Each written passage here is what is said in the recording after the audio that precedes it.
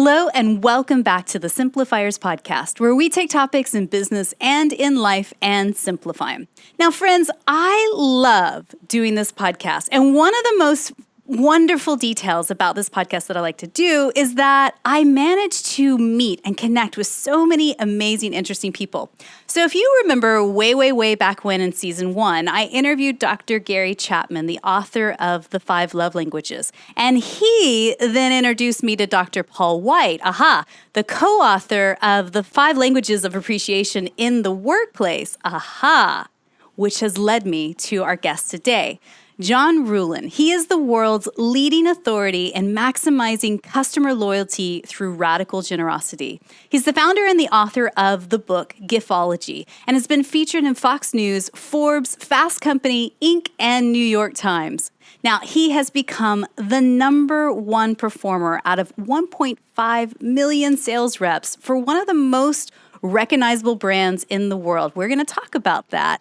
And I really want to share with you his brilliance in looking at generosity in how to gain better access to elite clients and also love on those that are already your clients as well.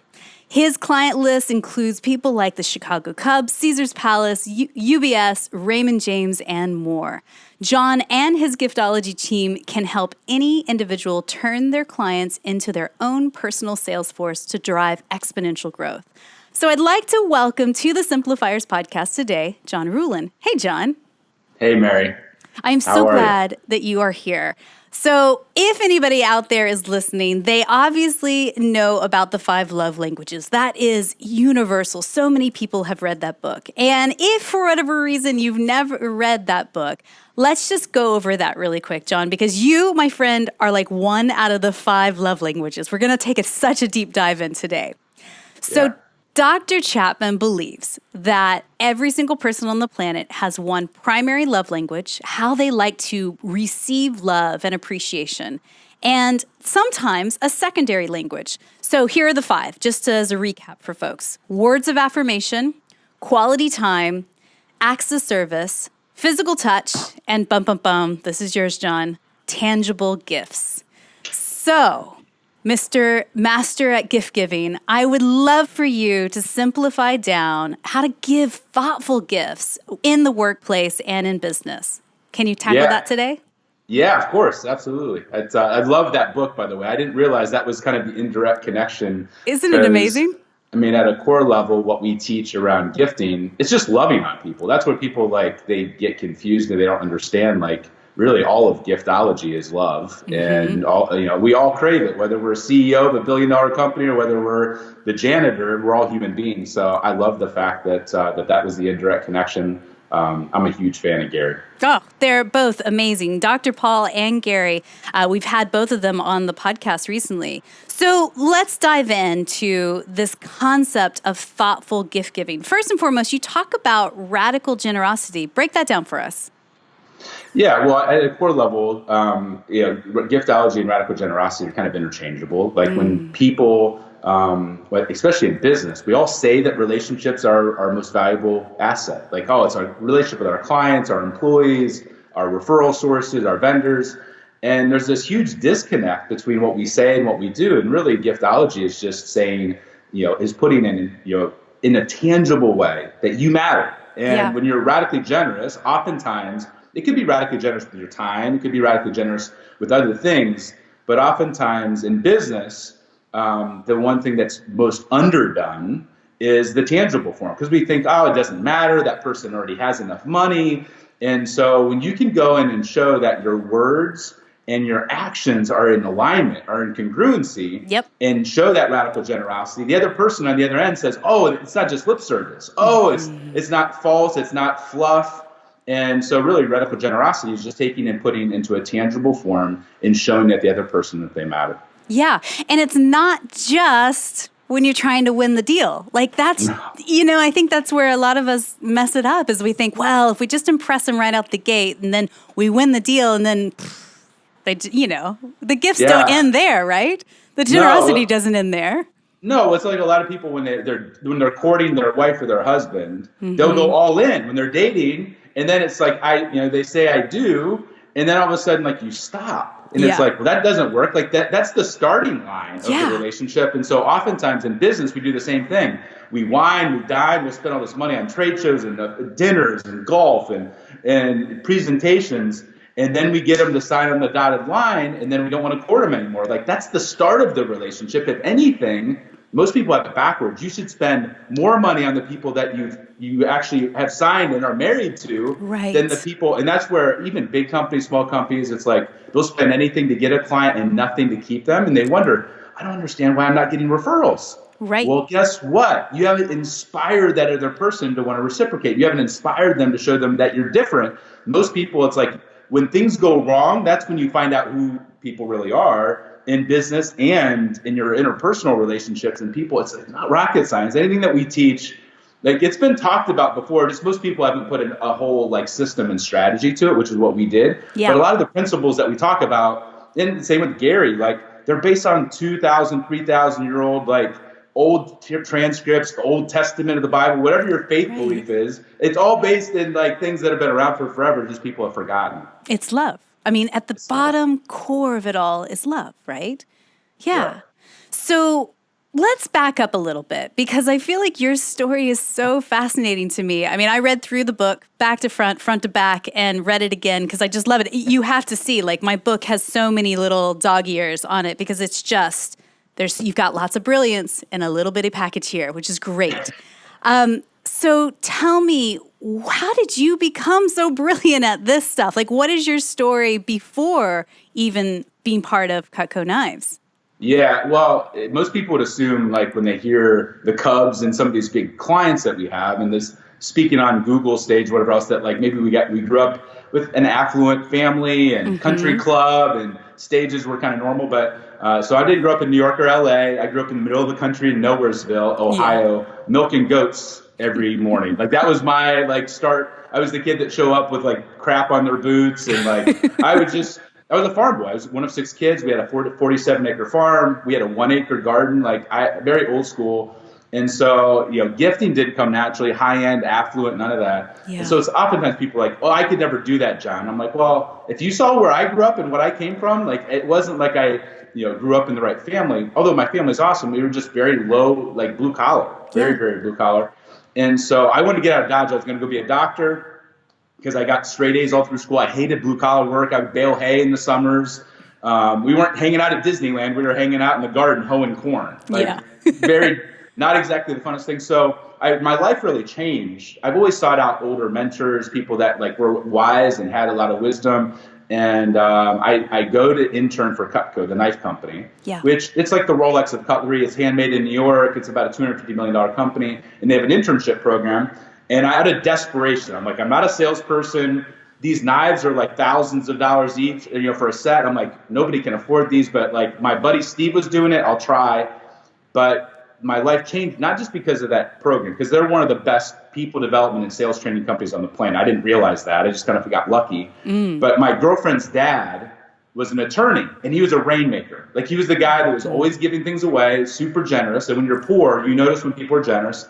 And he was also like, every deal came his way in town. And so I pitched him the idea of giving away Cutco. All of his clients are men. They're CEOs of financial institutions, insurance companies, lumber yards, technology companies. I'm like, maybe he'll give away Cutco pocket knives since they're all into hunting and the outdoors. And he blew my mind. He said, John, I don't want to order 100 pocket knives. Could I order 100 paring knives? I'm like, Paul, you're going to give a kitchen tool to a bunch of grown men CEOs that are married? I'm like, why? And he leans back. He's 60 at the time. And he says, John, in 40 years in business, the reason I have more access and deal flow and referrals without even asking is I found out one simple truth. And that's if you take care of the family in business, everything else seems to take care of itself. So for me, it was like, oh my gosh, it's not about the knife. Although to this day, people are like, what's the hot new sexy gift, John? Like, what do you recommend? I'm like, we do millions of dollars in those stupid knives to this day. And the reason is because Paul understood how to tie into humanity. He understood how to tie into reciprocity. Oftentimes people's spouses are forgotten about. Oftentimes their assistant, what we now call the inner circle. For my budget, like I started out investing $500 a year as a college kid. That's a lot. Or $500 a month. Last year we did about $425 grand in gifts, me personally. Wow. 80% of that are targeted at what Paul taught me, which was the inner circle. Right. Kids, pets, spouses and assistants, specifically spouses and assistants. And when you invest in those people, guess what? They're like, nobody includes me. They treat me like arm candy. They don't even include me. They treat me like a gatekeeper. When you love on the people around them, they light up. And you don't do it in a manipulative way. You do it in a genuine, authentic way, in a way without asking for anything in return. And so I started to apply those principles that I learned from this attorney, which you wouldn't expect like an attorney to be radically generous. But by the time I was a senior in college, I had become Cutco's #1 sales rep out of 1.5 million in 70 years because I was doing business radically different. And so I ended up putting med school on hold permanently and started a done-for-you service where people would hire us. Start out, it was mostly small companies. Yep. And they would send us the list and we do all the gifting for them. And that started to open up doors where I started to get referred into pro sports teams. I'm like, I'm a farm boy from Ohio. How in the heck am I hanging out with executives at NASCAR or MLB or the NHL? It was insane. And so I've been doing that for about 18 years. And so people are like, where'd you come from, John? Like all of a sudden we're hearing about this giftology thing. Did you just start this last year? And I'm like, no, I've been doing this for 18 years. Yeah. But it all started with that seed that was planted when I was 20 years old. So I want to put a pin in the map of what you just said, because you just said a lot of things very quickly here. First and foremost, the inner circle. The inner circle of who you're trying to target is, as you say, the assistant, the spouse or partner, the children, and maybe even the pets there. I think that's brilliant. Think about anyone that's listening right now. Think about your core client. Now think about their inner circle. If you could just tap that in and start jotting that on a piece of paper, those are the people that need to feel the love just as much as your key client. 2, you talked about knives as the gift, the pairing gift. And this is what I picked up on your book, and I was like, it makes so much sense. Like my little light bulb went on when I read this. Is like, of course, knives make sense because I know as a mom of 2 in a household, and my husband's an entrepreneur as well, that dinner time is so incredibly important. That is quality time for our family. And so making a home-cooked meal, the first thing I use every single meal when I make is the knives. We have really nice knives at home as well. Maybe not as nice as Cutco, but they're nice, right? And I use them every single day. Now, one thing you didn't mention in this bit that I think is the key as well is that you guys would monogram them. Tell me more about why that's important.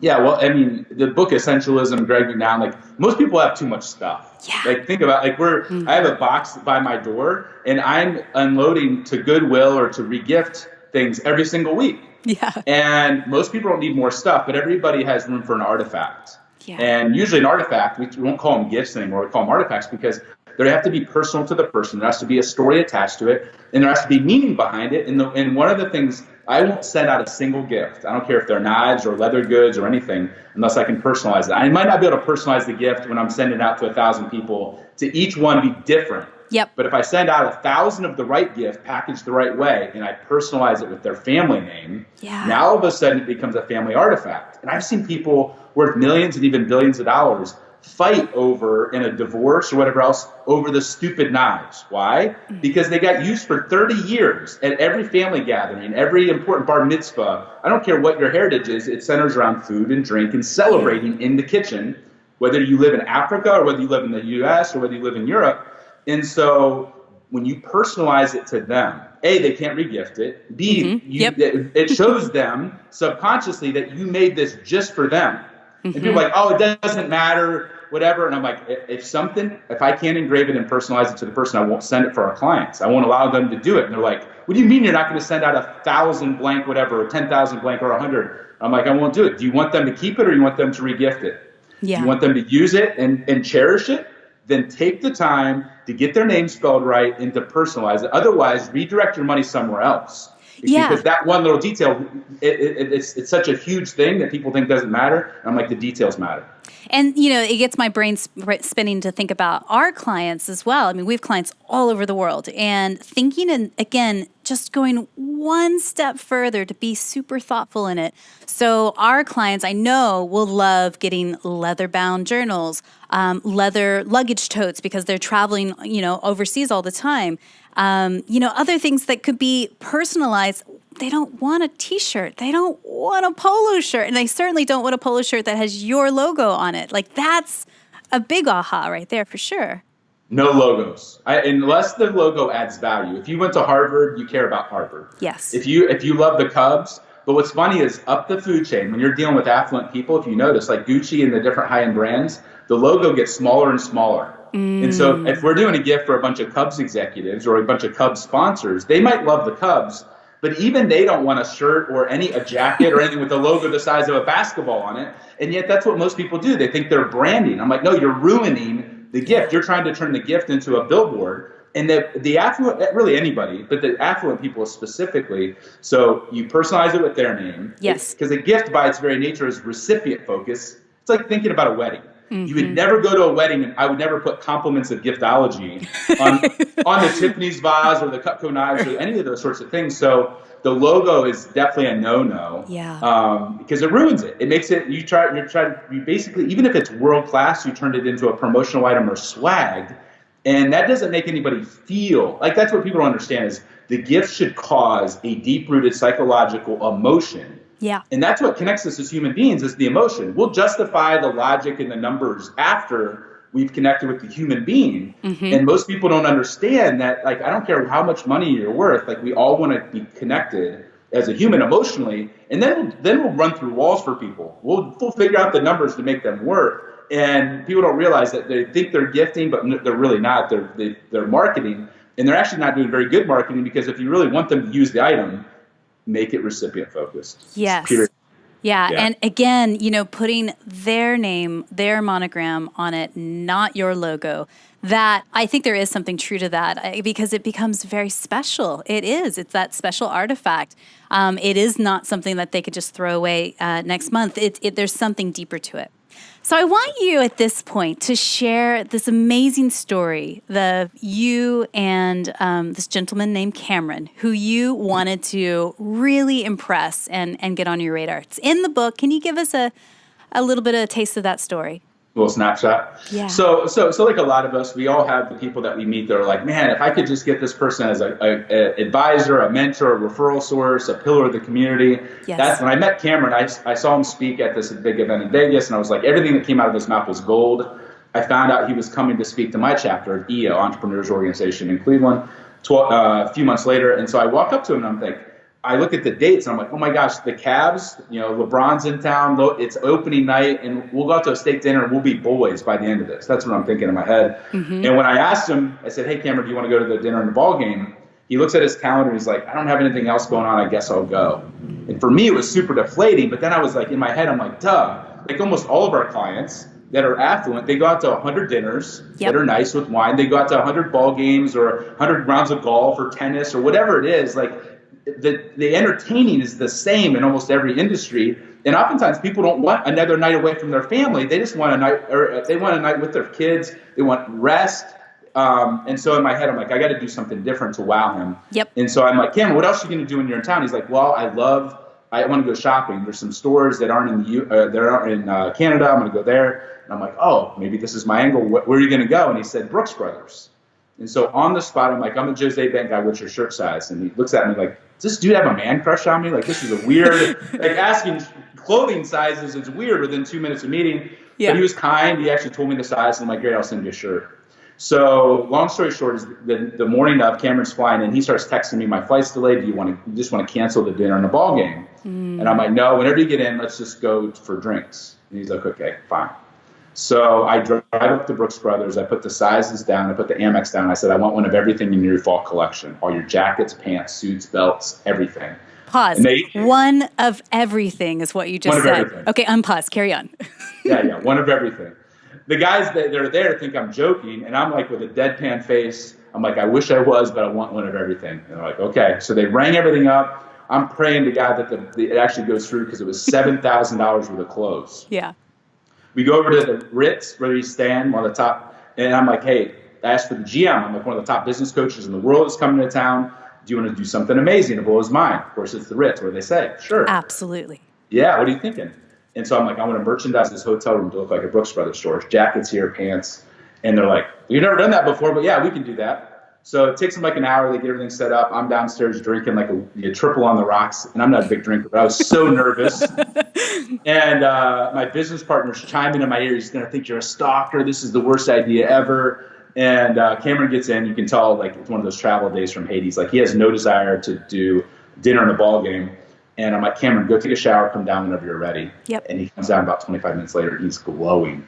He says, John, whatever you want to talk about for as long as you want to talk about it, I'm all ears. I've never been treated with such a personalized experience as this. Now, the reason I can charge 25 to 50 grand a keynote to this day is when I was charging 10 and 15 grand, which was a stretch, Cameron, when he was double booked, he would refer me every double booked speaking engagement. Every CEO he gave gifts to that we sourced. Yep. He's done things that $10 million in advertising couldn't do, all because of that experience and that act of kindness. Yes, yes. And then in the end, he paid the bill. Yeah, it cost me nothing. Yeah, I mean, he came back to me. He's like, John, one of two things are going to happen. Like, the experience was the gift. I can't let you buy the clothes on top of that. Yeah. So either going to tell me how much the clothes were that I picked out. I can only take like 1/10 of them with me. Mm-hmm. And you're either going to tell me how much they are, I'll cut a check for that, or I'm going to guess and I'll round up by 50%. So that cost me nothing. So people are like, even Google and other places are like, oh, we could never spend $7,000. I'm like, you guys have like slides in your lobby. Like, you can spend $7,000 on all of your people if you really wanted to. Yes. But it's not the money. It was the act of putting myself out there, of doing the work, of doing the boldness. And most people would be like, why didn't you just give them a gift card? I'm like, because that wouldn't have had the same effect. Why didn't you just buy them one shirt? I'm like, because that wouldn't have had the same effect. No. When you want to do giftology, and here's the other things. People are like, oh, you did that one thing and then you're done. I'm like, no, I've sent him 100 things over the last 15 years. Yes, to nurture the relationship. Most people they do one gift and they're done. I'm like, this is a system. This is a process. You don't say thank you one time. You say thank you all the time. For us, our most important people, we're doing it once a quarter. But and so most people are like, they'll do things occasionally, and people are like, John, how are you landing these stages and doing these things and landing these interviews? And I'm like, because I've been planting seeds for 18 years, month after month, day after day. And when you do that, it builds up, these oak trees are growing. Yes. And so most people ruin it. They're like, oh, I don't have to do that, so I won't do it. Mm-hmm. And I'm like, you don't do gifts because you have to. You do them because you want to. You don't do them out of obligation. You do them because it's the right thing to do, because you care about that relationship, whether it's an employee, a vendor, a client. And so that's where people are like, oh, I don't have to do gifts. I'm like, no, of course you don't have to. You don't have to do anything. You don't have to do anything. You don't have to be in business either. You have to be in business, yeah. But if you want it, we've had times where we get referred in one day by one pro sports team. We'll get referred to 38 other teams by one relationship. Brilliant. What's that worth? It's worth millions. Mm-hmm. And so people they're like, oh, it must be nice, John, to have these clients. I'm like, I was hoeing corn 30 years ago. Like, don't say must be nice. Yeah. I've been willing to put the time in the effort, and put my money where my mouth is. And that's where most people are like, oh, I can never spend that much. I'm like, you could if you budgeted for it. You could if you took a sliver of all of your profits and reinvested them back into your relationships, which is what we do, 15% of net profits. Most people, people are like, that's too much. I'm like, well, casinos do 20% of revenue back into their whales and high rollers. So there's a math equation that makes sense if you're willing to follow it for the long term. And Cameron's a great example of that. Oh, it's such a great story. And I mean, it's so inspirational to me as well. So, and I'm sure somebody somewhere that is listening to this episode is going, wow, I mean, I don't know if I've got that kind of a credit limit on my card. John, you're talking big numbers to me, but really all these things translate down. So if somebody's shouting to you like, oh, girl, I don't have that kind of budget, a nice, beautiful, heavy cardstock on a handwritten letter. I mean, that Amen. is... that is a go-to for me as well. Just to slow down and write a letter to the people that you appreciate the most. And it's not a sales pitch. For me, when I write the letters, it is not a sales pitch whatsoever. It's not a, hey, go click and buy. It's not that. It's just, hey, John, I really appreciate you. Like that thing that you did recently, amazing, well done. Thinking in those kinds of terms doesn't cost much beyond a little bit of time and some nice stationery. Yeah. The handwritten note, in fact, is so important that if somebody's like, I don't have a ton of money, do I do the $50 gift? I'm like, if you won't send a handwritten note with every week, like I won't allow my clients to send out a gift without a handwritten note. The handwritten note is the linchpin. It's the key that takes it from being something shipped from Amazon automated to it being a personal one-to-one. That's another thing. People are like, oh, I want to send a gift from the team. Mm-hmm. I'm like, they didn't do business with a team. They did business with a human to a human. Yes. They didn't do business with a company. The handwritten note coming from a human with the artifact, or if you don't have the budget, take the artifact away. I mean, I spend $9 on my letterhead. But how could you spend $9? I'm like, well, it's on a sheet of steel. And when we handwrite a note on it, people freak out. And I'm like, I'd rather send that $9 letterhead than a $50 gift card, because the gift card is going to get lost. It doesn't show personalization. It's actually, in my mind, one of the 10 worst gifts to give to somebody if you want to really connect with them. Now, if you just want to check the box and say I did something, which is what most people want to do, like, oh, I felt generous, I sent something to my top 20 or 50 relationships. I'm like, it doesn't work. But the handwritten note, oh my gosh, like, you're so true, so true. It's the thing. And you mentioned there the top 10 worst gifts to give. So we'll put a link in the show notes for everybody if you want to download that and get access to that bonus from John and his team.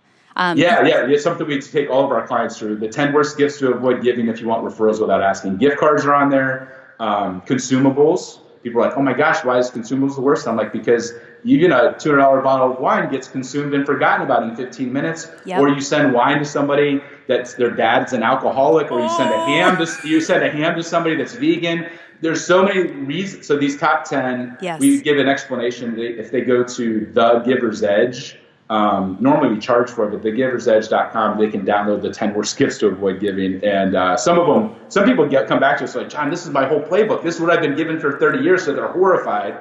But at least if you would avoid some of these things, you'd start to see like, oh my gosh, that makes sense. And you'd be in the top 10% of gift givers just avoiding those 10. Yes. So I want to rewind a bit. You did mention something about a gifting strategy. So let's talk about creating that kind of relationship action plan and tell us more about what that means. Yeah, well, I think most people have an operations plan. They have a marketing plan. They have a finance plan. Most people, if they're honest with themselves, they don't have a relationship plan, or what we now call a loyalty plan. Like, everybody wants loyalty, and what they don't realize is loyalty, there's two different kinds of loyalty. There's the loyalty that's passive, like I'll stick around as long as your prices are cheap, or I'll stick around as an employee as long as you give me a paycheck. But if something better comes along, I'm gone. It's passive loyalty. Active loyalty is where the statement we say is, if your clients and your employees aren't actively sending you referrals and filling seats on your bus, then you have a loyalty problem. You have passive loyalists. An active loyalist goes out of their way to advocate for you, to open up doors, to think about you. And there's a big divide between active loyalists and passive loyalists. And oftentimes, the things that people will become loyal to are the little things that you do that make them connected to you as a human. They kind of take for granted. If you're an event planner, they take for granted that the food's going to be good, that the centerpieces are going to be nice. All of those things. If you're a business owner like me, they take for granted that, of course, the gifts are going to be packaged well. If you're a finance guy, of course, my returns on my investment are going to be good. But it's the little things. It's like going to a restaurant. Like, we have a favorite one that my wife and I go to, and they know that my wife likes a certain kind of chocolate. And we spend $50 on a steak and $100 on a bottle of wine. It's a $300 meal. But if they surprise her with a dessert that's made just for her that they don't even make in-house because they know that she loves it, she'll brag about that $5 dessert more than the $50 steak or more than the $100 bottle of wine. And it might even show up on Instagram in a photo here or there, everywhere, right? That's what becomes braggable. That's what becomes. And so a loyalty action plan is saying, who are my most important relationships? What's important to them? Who are the people around them that are in a circle? And what's the value of those relationships now? And what could it be lifetime? And then it's taking and saying, you know what, I'm going to love on that person year round. It might be twice a year, it might be 4 times a year. I might do it myself. I might outsource it to a company like Giftology. But I'm going to put a plan together, and I'm going to have a spreadsheet, and it's going to say, here's are my top 10, 20, 50, 100, whoever. And even people that are on there might be vendors. Like, for me, I don't have a business without my companies like Cutco. So I buy millions of dollars worth of knives. Guess who I send gifts to? People engraving the knives, people helping me package the knives, people that are helping with the orders. Why? Because I value them, and I want them to be loyal to me, and I want them to go out of their way when things hit the fan, and I need them to work a weekend, or I need them to go the extra mile. And guess what? I can just have a better relationship. My team gets along with their team way better when everybody's feeling the love. And so the loyalty action plan is really just identifying who the most important relationships are, and a little bit of details around them, what I'm going to reinvest back into them. So essentially, they're buying oftentimes their own gift. Even a prospect, you're reinvesting future profits back into the relationship now. It's like what Gary Vaynerchuk talks about. He's an attention broker. You're keeping yourself top of mind and showing that person, and then you're mapping it out sometimes years in advance. I know what some people are going to receive like 3 years from now, and so my clients do too. but I call it planned randomness. They have no idea what's coming when. Yeah, And and the yeah. secret to that in your book that you mentioned was don't try to give the gift at Christmas or at Easter when everybody else is giving a bazillion other gifts and things. Like, give it to no ABC gifters, no anniversaries, no birthdays, no Christmas. Brilliant. So it's giving gifts at unexpected times. Why? Just because. Why am I sending the gift? Not for the referral. That's when most people give gifts. Yep. Now you take a relationship and you turn it into a transactional relationship. Yep. I give you a referral. Here's your, it's a tit for tat. That doesn't work. It makes it feel slimy. But a gift shows up just out of the blue in the middle of July just because I was thinking of you. That's why people are like, John, how can you send gifts to 1,000 people? And I'm like, if you send it at the right time, at a time that's unexpected, you send it with a handwritten note. I can send the same knives or stupid gifts that people are like, oh my gosh, that's weird. And every single person feels like they're the only ones that received it because it's not tied to a thing. It's tied to the relationship. The only other thing I'll tie it to is their time. If they give me their time, it's their most valuable asset. They'll never get it back. I don't care how wealthy you are. You can't buy back time. Yep. And so when you acknowledge somebody just because or for their time, all of a sudden they're like, oh my gosh, like, I don't even get that nice a gift from my biggest relationships I'm spending $1 million or $1 billion with. Yeah. And so the timing is just as important as what you're sending, and people don't understand that. Right. So as you guys are listening to this episode, mapping out your relationship action plan, putting it on a spreadsheet, and one of your key clients is going on holiday to Italy in August, let's say this year, then maybe July is a good month to send her that monogrammed leather tote that she could take as her carry-on, just out of the blue. And you mentioned earlier that kind of a percentage of how much you should invest towards a client per gift. Do you have a rule of thumb there? Yeah. So, the percentage, a lot of times people are they're redirecting money that they're spending on Facebook ads or trade shows or ads in general. They're redirecting their marketing spend because they're like, well, I'm getting a 2-to-1 ratio payback. And I'm like, well, you could get a 10-to-1 if you would invest in this in the next 3 years. Like, do you want to put $1 in and get $10 back out? Here's how this works. Mm-hmm. And in some cases, we've had it work to where it's 100. Put $1 in and get $100 back, which freaks people out. You can go through the roof, but it needs to be a math equation. It needs to be like, hey, I'm going to put this money in, and there needs to be a payoff. It's not immediate. Relationships don't blossom in a month; they blossom over years, and that's where they don't play the long game. They think, I put the money in, now I'm going to ask for a referral, and then they ruin the gift. Yep. And so it's a long-term process. The cost per gift is similar. We don't want it to feel like a trinket or a swag item. You also don't want it to feel like you're trying to bribe them or buy the business by sending them like a $20,000 Louis Vuitton bag. There's a sweet spot. And that sweet spot is whatever you'd spend on a nice dinner out with wine, a round of golf, ball game tickets, tennis match, whatever. Yep. So most of our gifts that we do are in the $150 to $200 up to maybe $1,500 at the max. I would say the average is that $200 to $500. So it's a thoughtful artifact, but it doesn't make them feel like you're charging too much or that you're trying to buy their business. Yeah. And oftentimes it's a artifact here, an artifact there. You might do something 2 to 4 times a year for that person, but that $200 to $500 range is, most people will pick up a $500 bar tab and think nothing of it, and they get nothing from that money. When you actually invest it thoughtfully into a relationship, that $500 can go a long way. Yeah, that's huge. And so there is a number that makes sense, and that's where we play. Even when people are hiring us to do all their gifting, that's where we play. And people are like, I want to give a Rolex, and I'm like, you don't need to spend $15,000 on this gift to get their attention. In fact, you're probably going to waste money and make them feel uncomfortable by sending that. And that's where people don't understand. Like, you can spend money on a gift and actually have a negative consequence if you don't think about it strategically. And as we said earlier, start small and then move yourself up as you start to factor in money into your marketing dollars as a gifting strategy budget. So maybe the starting point for you is handwritten letters on a beautiful stationery and then moving up the chain from there. But I love the idea of reinvesting the net income from a client and a client's total life journey with you as a business, reinvesting that in to continue to nurture that relationship. Absolutely. I wish I could talk to you for like hours. I feel like there's so much more that we could cover. But sadly, we have to wrap it up soon. But I will sneak in a couple more questions because I feel like this is such important stuff that we're talking about here. I can already see people's light bulbs going on as they're listening to this right now as well. You talk about focusing on the who, like who you're going to love on versus the what, like what you're going to give. Why is that so important in your mind? Yeah, I mean, I think most people at a core level, they haven't identified who their top 20 or 30% of their relationships are. They tend to treat everybody the same. Mm-hmm. They have 20 clients, 2,000 clients. It's like, hey, this is what we do for everybody. Yep. And frankly, most people's businesses are determined that, 80, 90% of their revenue, their profits, the people they love working with is 20 to 30% of their relationships. Yeah. So, I mean, what you send out, most of the people you're gifting can afford anything that they want. And so understanding who you're going to give it to and taking all of that budget and narrowing it down and spending it on a smaller amount of people, yep. and understanding who those people are. Do they have a spouse? Do they have an assistant? Do they have kids? All of that, the who is way more important.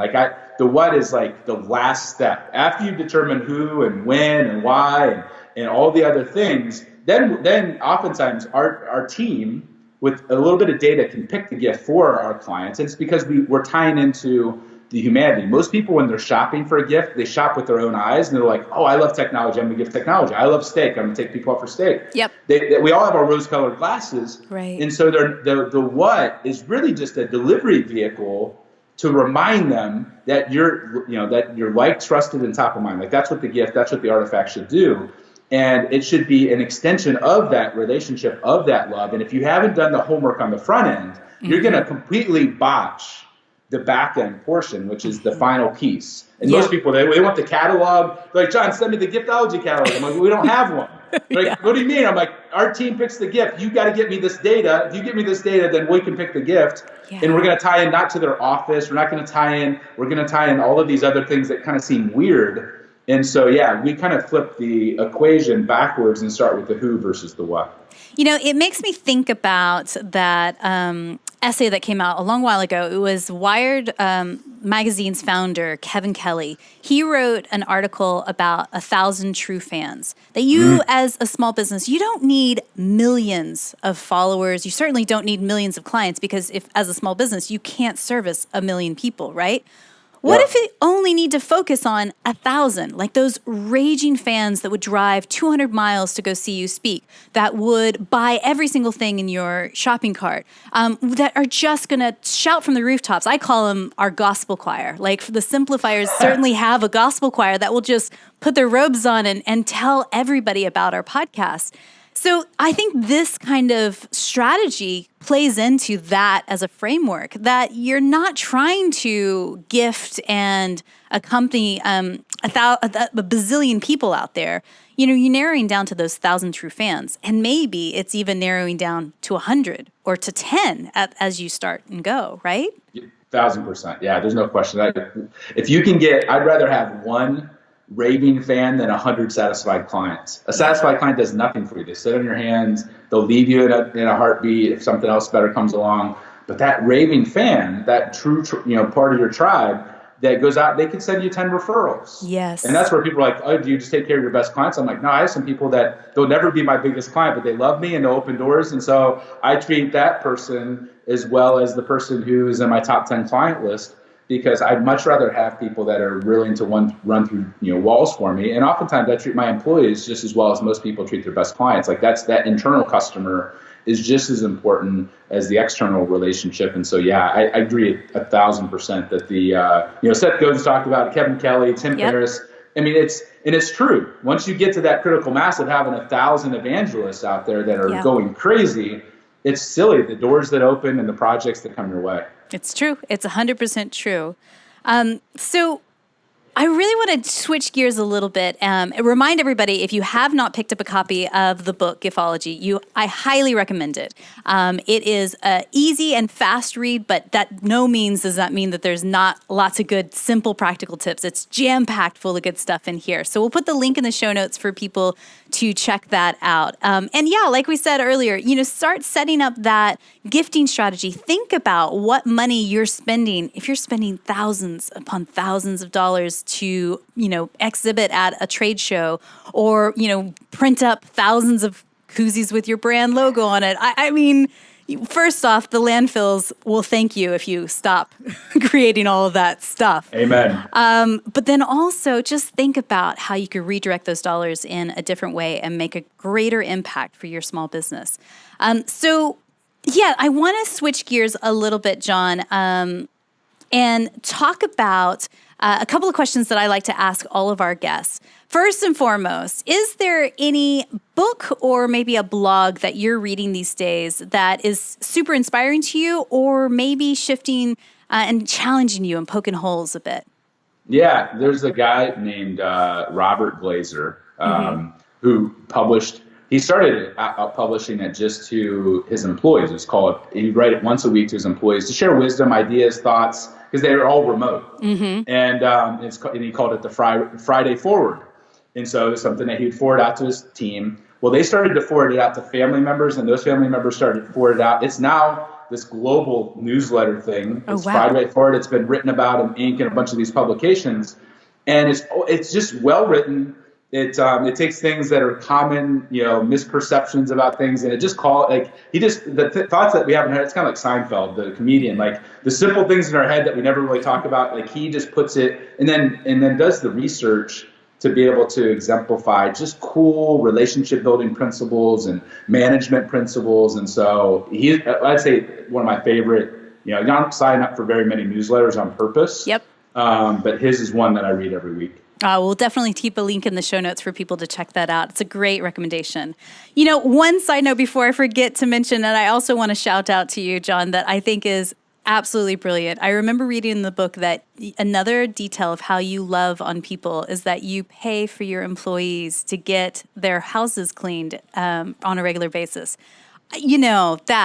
That's just, incredible.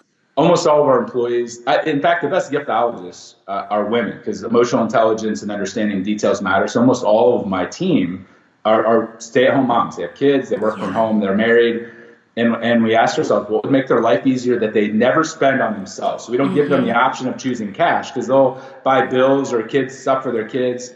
And so every other week we pay to have their houses cleaned. It costs like $2,000 per year per employee. Yeah. And it's the best $2,000 that we spend, period, end of story. Like it's something that I can't ever see us giving up, because it just makes their life better. Their spouses love it. They have more time with their kids. They don't feel guilty. It's just one of those things that, putting giftology in practice for your own team really matters. Yeah. So even taking that as an inspiration point, if you have virtual assistants you work with, or a couple employees, or even your interns, you don't have to go to that level of gifting if it doesn't work in your budget, but what could you do? What's one simple thing that you could do to love on them, to show them that you appreciate them, and to make their life easier? I love that. So tell us, what's one person that that's in your circle of friends or your network that you feel is up to amazing things in the world and that we should interview on the Simplifiers podcast, and why?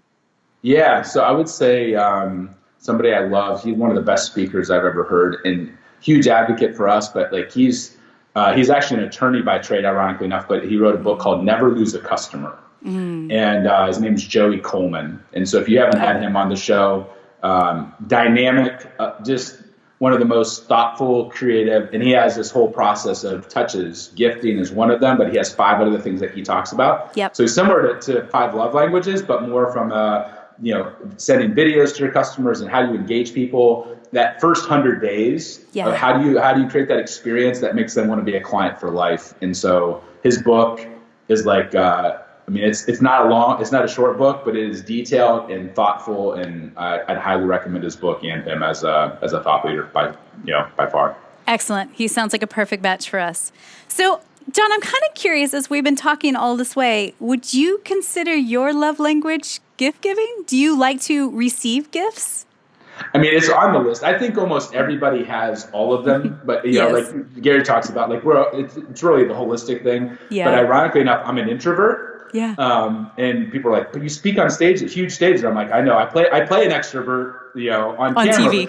But that's not who I'm more of an introvert by far. And so mine is words of affirmation. And so as an introvert, that's words of affirmation. When I send somebody a gift, whether it's a client or a prospect, they have to engage me back, and they fill my cup up and give me confidence, and they start so gifting was my way initially to leverage being an introvert and not being the life of the party, not being the networking king. Yeah. But I built this amazing network and became a super connector as an introvert by leveraging gifting as that bridge. And so words of affirmation by far is my love language. It's mine as well. So what's one thing that you are grateful for right now in your life? Because we believe gratitude and simplicity go hand in hand. What are you grateful for? Something that was on my wife's bucket list was this place called Blackberry Farm. And it's like this 6-star place in the U.S. It's crazy expensive. And she had it on the list like 4 or 5 years ago. And somebody recently booked me to speak at that place for about 60 CEOs. And so I got to go about last weekend to hang out with my wife. And it literally felt like we were transported to another world. It's magical. It was like I came back so refreshed. And we were able to talk and walk and connect. And we have 3 little girls, 8, 6, and 3. So having quiet and peace and to be able to enjoy these amazing meals with amazing people and this amazing surroundings, I'm still kind of on a cloud 9 high from that experience. It sounds amazing. So again, reminder to you guys, you can click in our show notes to get links to his book, Giftology, and also you can check him out online at giftologygroup.com. There is a wealth of knowledge there, and I think this is just, it doesn't have to be huge. That's what we've kind of come to the point, is that just to start where you're at and start growing from there. If you had one challenge for people like today, like to take action on what they've heard in this episode in their small business, what would you say they need to do? What's their next step? I think that, you talked about gratitude being like, I call it the gratitude muscle. We need to work it every day. Yeah. And so people are like, if your love language isn't gifts, how can you be so good at gifts? I'm like, because I've been thinking about gifting and gratitude for 18 years. And so the 5-minute journal is a great place to start, to write down that kind of, some buddies of mine started that book and it's kind of gone viral. But writing down what you're grateful for, I would say write down one person a day who you're grateful for. And whether it's sending that one person a gift or whether it's a handwritten note, like if you would just do one a day, that's 365 people that you send a handwritten note to or a gift to. And I challenge you to do that for the next couple of years and come back to me and say it wasn't worth the budget, it wasn't worth the money, it wasn't worth the time. It's not possible to love on people that way and not have it come back to you tenfold if you're willing to commit to the long haul. But it doesn't have to be start with 1,000 people. It can be starting with 1, but doing that consistently. You can't do 1 and then forget about it for 3 months. That doesn't work very well. So the one a day is a really powerful exercise. Yes. Again, check them out online, giftologygroup.com. If my last question for you today, John, is this. Somebody somewhere is inspired. They have jotting down notes as feverishly as possible, listening to this episode, and they're just thinking about their most favorite clients that they love to work with and how to give them a little bit of love in the next future. What's one thing that you could whisper into her ear right now just to encourage her along in this process? Yeah, so I would say my original mentor, Paul, he never said this, but this is kind of like my mantra that I think about on a regular basis. It's in this guy made this $600 artifact mug for me and I look at it every day. And that is give more than is reasonable, whether it's to your spouse or significant other. Like most people hold back 10% because they're afraid to be taken advantage of. They're afraid to look silly. They're afraid to waste money. They're afraid to waste their time. And what I saw in Paul was he always was willing to give that extra 10%. And when he did, that was the special sauce. That was the secret sauce where people just were attracted to him because he never held back. Yeah. And that give more than is reasonable was the way he lived his life, and it's the way I strive. I fail at it just like anybody else does, but that's kind of the mantra that's always in my head is to give more than is reasonable. John, thank you so much for sharing your brilliance today with us. Thanks for having me, Mary. This has been great.